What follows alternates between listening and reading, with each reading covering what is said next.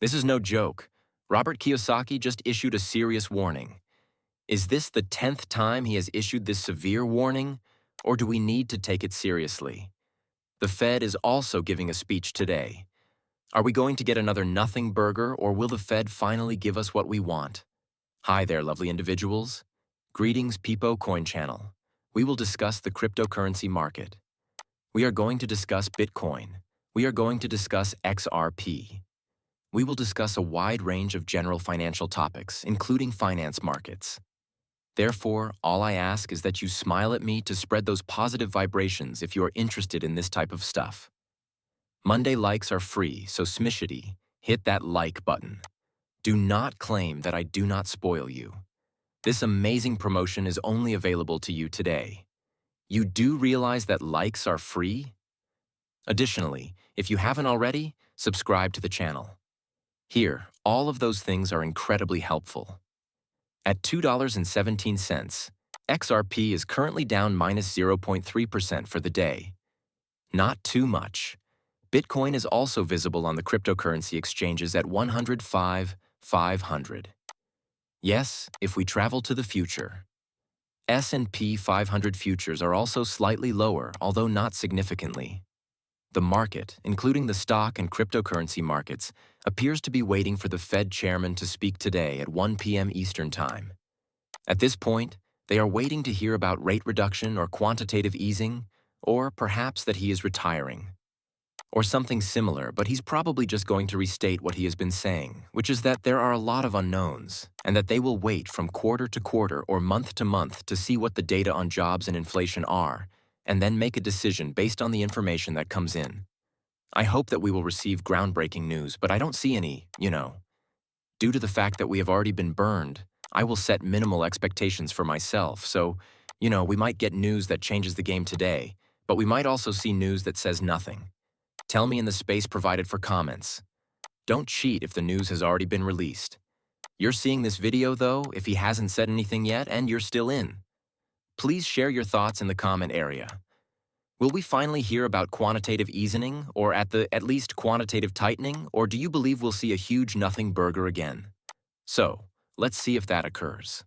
Another rumor I'm seeing, and once more, this is just a rumor, is that BlackRock will be making a significant announcement. People are now speculating that it will have something to do with XRP and making assumptions and other inferences. Since we don't know, let's put that off the table and avoid discussing it. Even though we already know that the sun does rise from the west, I could start a rumor right now that it will do so. For a moment, I simply had to check myself again. Looks like it's coming from the east, due to the Earth's rotation.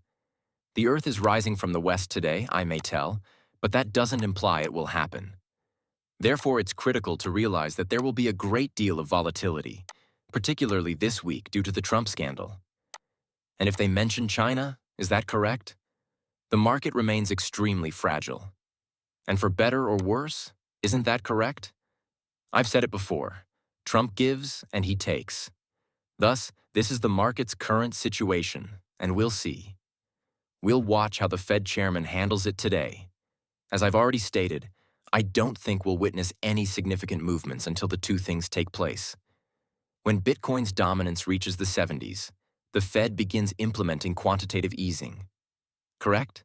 These two factors, in my opinion, would really cause high-risk assets and even Bitcoin to have dramatic upward swings. However, the altcoin market as a whole is quite dangerous. This has happened before. Thus, we would need a large portion of the money to be invested in assets in order for a lot of money to enter, for people to become billionaires, and for there to be 1,000x movements. People are currently risk-averse, yet Bitcoin is not viewed as such by many. It's holding up so well because of this. Large funds or corporations are still purchasing an increasing amount of Bitcoin. MicroStrategy Metaplanet, a Japanese company, announced that it was purchasing additional Bitcoin. We had it last night, but he's likely to make the announcement today, which is why he's buying more Bitcoin. ETFs actually had withdrawals at the end of the week, but cryptocurrency funds saw the second largest amount of the year, $3.3 billion in net inflows, in the week ending May 23rd. Money was poured into Bitcoin funds by investors. Additionally, Community net inflows to cryptocurrency funds have risen to an astounding 6.3 billion since 2019. Over the past year, inflows of cryptocurrency assets have doubled. Correct. Although the cryptocurrency market is booming, there were sell-offs during the past week. Thus, everything was going well until the final week of the month, when we did notice a slight reversal in the market, a small sale in May, and then it was gone. Even yet, I don't subscribe to the idea that you should just take the summer off and go have fun. That's me, though. In that sense, I'm a little crazy. No, I don't take any kind of vacation, but if you need a little respite and feel like you're running into a brick wall, you should take a short vacation. Take a break. It's typical. All I'm going to do is keep working hard, keep researching, and keep trying to make significant progress. And it might or might not occur this summer. Only time will tell. There could be a supply shock for Ethereum. Ethereum's exchange balance is currently at its lowest point in 7 years. Thus, we have witnessed an intriguing situation. The amount of Bitcoin on exchanges has drastically decreased. The Ethereum balance has now been seen. This might be as a result of conversations losing some of their momentum. We are in a position where they may be selling part of their holdings because they were expecting more activity and now don't require it, or no major players are pulling out of exchanges, and there are ETFs that might be purchasing. Thus, we're not witnessing as many swaps as we used to. Additionally, people are switching from SEX and SEX to DEX, correct? Therefore, that might be an occurrence. People get slightly aroused whenever there aren't enough assets listed on the exchange because they believe that this type of arousal is appropriate. That you're troubled by, will produce a supply shock since people will rush to acquire it and there won't be plenty supply. After that, the price just keeps going up and higher and up. People are hoping for that. However, we'll see if it actually occurs. We're still at the same place where I mentioned that we should keep an eye on Twitter interaction and YouTube views, but also the rank store for Robinhood and the Coinbase app. Retail is not very interested when this is low, as evidenced by the rankings continuing to decline. As I mentioned a few days ago, I don't think Bitcoin is as glamorous as many Bitcoin aficionados believe, despite the fact that it is currently trading close to its all-time high. However, retail becomes extremely intrigued when we actually witness alts running and the potential of the 1000x movements. At that point, you can see the Coinbase ring start to soar as users begin downloading it and realizing that it produces all those TikTok videos and Instagram posts.